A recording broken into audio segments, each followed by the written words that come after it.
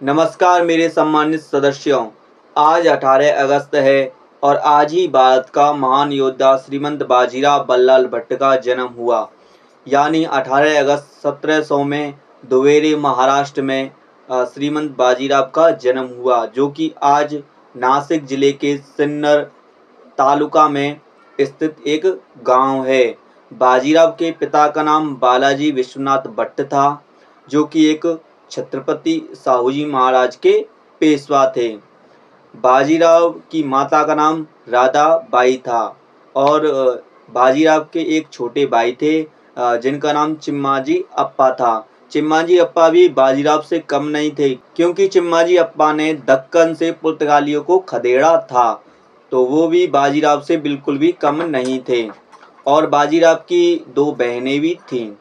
बाजीराव बचपन से ही बहादुर थे और उन्हें युद्ध लड़ना बहुत ही पसंद था।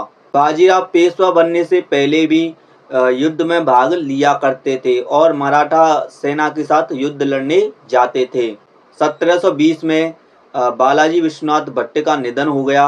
उसके बाद छत्रपति साहूजी महाराज ने बाजीराव पेशवा को अपना पेशवा नियुक्त किया। 1720 में बाजीराव पेशवा मात्र 19 वर्ष के थे। 1720 के बाद बाजीराव बल्लाल भट्ट ने अपनी वीरता और रणनीति का परिचय दिया था। 1720 के बाद जब बाजीराव बल्लाल भट्ट पेशवा पद पर नियुक्त हो गए थे, उसके बाद जो मराठा साम्राज्य था वो आग की तरह पूरे भारत में फैला था। अब हम उनके कुछ जो प्रमुख युद्ध थे उनके बारे में चर्चा करेंगे। सन 1724 में बाजीराव ने सकरल खेड़ला का युद्ध लड़ा, जिसमें मुबारिज खान को बाजीराव ने हराया और दक्कन को मुगल प्रभाव से मुक्त कराया।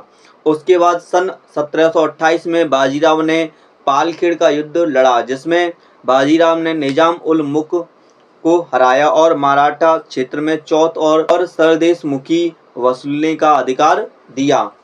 सन 1737 में बाजीराव मात्र 8000 घुड़सवारों को साथ लेकर पुणे से निकले। उनकी सेना इतनी तेज चलती थी कि प्रतिदिन 40-50 मील जो मील दूरी थी वो तय कर लेती थी। रास्ते में वे मथुरा, आगरा, बुरहानपुर, ग्वालियर को पार करते हुए अचानक दिल्ली जा पहुँचे। बाजीराव ने 28 मार्च 1937 को दिल्ली में प्रवेश किया। मुगल सेना उनका सामना करने आई, लेकिन मराठा घुड़सवारों ने अपनी जो छापामार युद्ध कला थी उसके बलबूते पर जो मुगल सेना थी वो तितर-बितर हो गई थी। दिल्ली शहर में अफरा तफरी मच गई थी। बाजीराव के डर के कारण जो दिल्ली का बादशाह था मोहम्मद शाह रंगीला, वह किले से बाहर नहीं निकला। बाजीराव 3 दिनों तक दिल्ली में डेरा डालकर रहे और दिल्ली को बंदी बनाया। इस समय रंगीला किले के भीतर ही छुपा हुआ था। ये समय ऐसा था जब पृथ्वीराज चौहान के बाद पहली बार किसी हिंदू योद्धा ने दिल्ली पर भगवा ध्वज फहराया था। इसके बाद बाजीराव वापस लौटे और रंगीला ने बाजीराव से बदला लेने के लिए जो हैदराबाद का निजाम था उसे बुलाया और कहा था कि आप बाजीराव से युद्ध लड़ो। इसके चलते हैदराबाद के निजाम से बाजीराव ने युद्ध लड़ा। 6 अप्रैल को हैदराबाद के निजाम और बाजीराव के साथ युद्ध हुआ, जिसमें जो हैदराबाद का निजाम था वो बुरी तरह से हार गया और श्रीमंत बाजीराव बल्लाल भट्ट के साथ उसे संधि करनी पड़ी तथा उसने बाजीराव बल्लाल भट्ट को चौथ भी समय समय पर दी थी। श्रीमंत बाजीराव बल्लाल भट्ट ने अपने छोटे से जीवन काल में 40 से ज़्यादा युद्ध लड़े और एक भी नहीं हारे थे, इसलिए उन्हें अपराजित योद्धा भी कहा जाता है।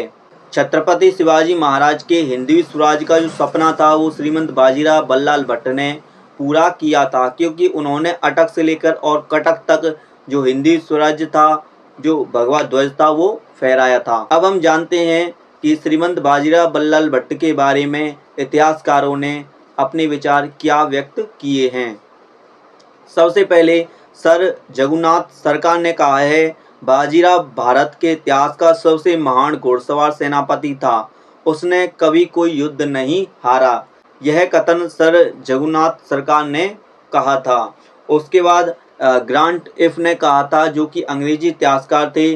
वो कहते हैं बाजीराव एक जन्मजात सेना नायक था। उसने अपनी युवावस्था में ही अपराजय और दूरदर्शी राजनीतिज्ञ के गुण दिखा दिए थे। उसके बाद सर रिचर्ड टेम्पल कहते हैं बाजीराव का नाम भारत के सबसे महान सेना नायकों में सदा लिया जाएगा।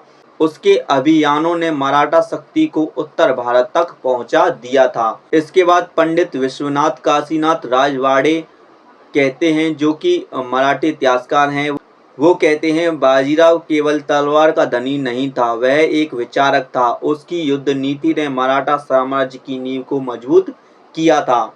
इसके बाद सर जॉन मलकम कहते हैं इतिहास में बहुत कम योद्धा ऐसे मिलते हैं जिन्होंने अपने छोटे से जीवन में इतना बड़ा साम्राज्य खड़ा किया हो। बाजीराव उनमें से एक हैं। इसके बाद सर थियोडोर कहते हैं यदि बाजीराव और जीवित रहता तो भारत का राजनीतिक नक्शा बिल्कुल अलग होता। इसके बाद जो भारतीय इतिहासकार हैं उन्होंने बाजीराव को मराठा साम्राज्य का शेर भी कहा है। इसके बाद अंग्रेज विद्वानों ने बाजीराव को भारत का नेपोलियन कहा है। श्रीमंत बाजीराव बल्लाल भट्ट जी का निधन 28 अप्रैल 1740 में रावलखेड़ी मध्य प्रदेश में हुआ। मृत्यु के समय वे उत्तर भारत के अभियान पर निकले थे। उनका शिविर नर्मदा तट पर था। बाजीराव लगातार युद्ध अभियानों और थकान से वे शारीरिक रूप से बहुत दुर्बल हो गए थे। उन्हें तेज बुखार हो गया था। बीमारी बढ़ने पर उन्होंने सैया पर लेटे लेटे ही रणनीति और योजनाओं की चर्चा की। अंतिम क्षण में उन्होंने जल की ओर देखा और हर हर महादेव का उच्चारण करते हुए उनके प्राण छूट गए। ऐसे महान सेनापति, ऐसे महान योद्धा को हम बार-बार प्रणाम करते हैं और आज 18 अगस्त को उनका 325वां जन्म दिवस है। ऐसे महान योद्धा को हम बारंबार प्रणाम करते हैं। अगर आपको वीडियो अच्छी लगी हो तो प्लीज़ वीडियो को लाइक कर देना और इसे अपने मित्रों के साथ ज़्यादा से ज़्यादा शेयर भी कर देना, ठीक है। और हमारे पेज को आप फॉलो भी कर सकते हैं। और ऐसे महान योद्धा के सम्मान में आप उनको श्रद्धांजलि भी दे सकते हैं, उन्हें बधाई भी दे सकते हैं। तो मिलेंगे एक और नई वीडियो में, तब तक के लिए जय हिंद, जय भारत, वंदे मातरम, जय भगवान परशुराम, जयति भट्ट ब्राह्मण।